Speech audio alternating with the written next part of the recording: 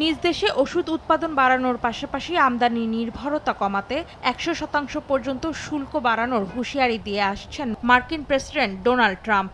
এর মধ্যেই এবার যুক্তরাজ্যকে বিশেষ সুযোগ দিল মার্কিন যুক্তরাষ্ট্র। ওয়াশিংটন বলছে ব্রিটেনের সঙ্গে একটি চুক্তি করেছে ট্রাম্প প্রশাসন, যেখানে আগামী 3 বছর বিনা শুল্কে যুক্তরাষ্ট্রের বাজারে ওষুধ রপ্তানি করতে পারবে যুক্তরাজ্য। তবে ব্রিটেনের জাতীয় স্বাস্থ্যসেবা খাতে বাড়াতে হবে ব্যয়।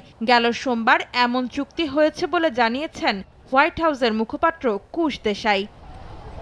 বলা হচ্ছে, এমন হলে গেল 20 বছরের মধ্যে প্রথমবারের মতো বাড়বে যুক্তরাজ্যের স্বাস্থ্যসেবা NHS এর ব্যয়। আর যুক্তরাষ্ট্রে প্রতি বছর শুল্কমুক্তভাবে প্রবেশ করবে 500 কোটি পাউন্ডের ব্রিটিশ ওষুধ। এতে কর্মসংস্থানের সঙ্গে দেশটিতে বিনিয়োগ বাড়বে বলে আশা ব্রিটেন সরকারের। ব্রিটেনের সরকারি তথ্য, গেল 1 বছরে যুক্তরাষ্ট্রে 1110 কোটি পাউন্ড মূল্যের ওষুধ রপ্তানি করেছে যুক্তরাজ্য, যা ওই সময়ের মোট রপ্তানির 17%-এরও বেশি। অন্তরা সেন, সময় সংবাদ।